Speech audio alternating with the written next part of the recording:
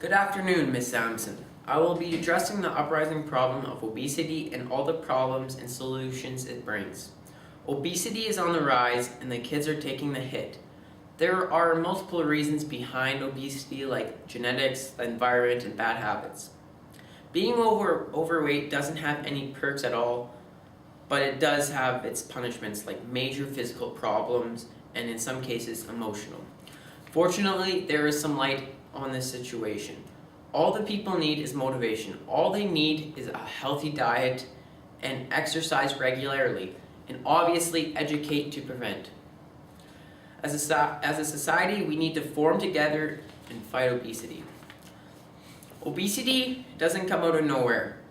There's reasons behind it. A major contributor is the type of environment individuals are involved in, like having a family that cooks fatty and unhealthy foods on the regular.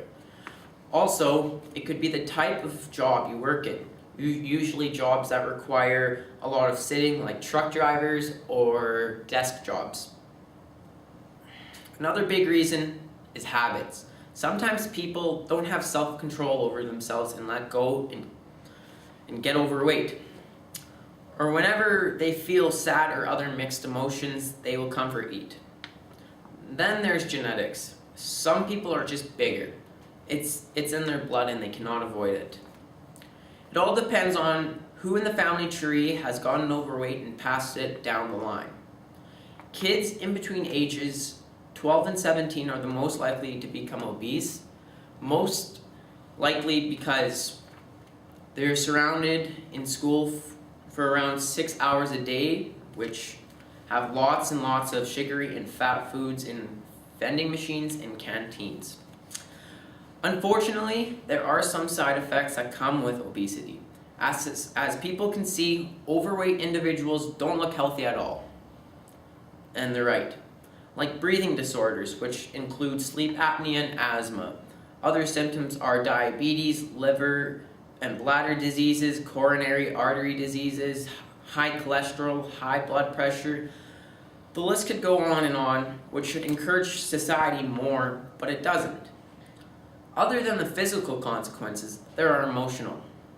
Depression is a major one. People feel their body full of unnutritional foods and the body takes the hit. Feeling shameful, rejection, and self-esteem are also very common among the obese.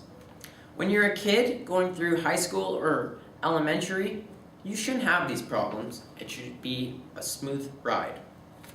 Luckily, there is a way to fight this battle. It is with exercise, healthy eating, and education. Healthy eating wouldn't only make children healthy in school and in their lives, it will slim down the vast majority of the population. As a community, we need to promote healthy eating in schools and get rid of any destructive foods. Kids are at school for 6 hours. Why not surround them with healthy food instead of unhealthy?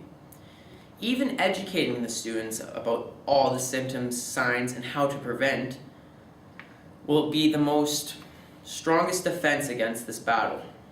Prevention is obviously the tool for fighting anything, and last of all, exercise.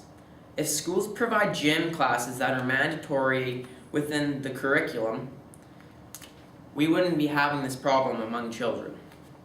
Being healthy shouldn't be a lifestyle, or should be a lifestyle. It shouldn't be a hassle.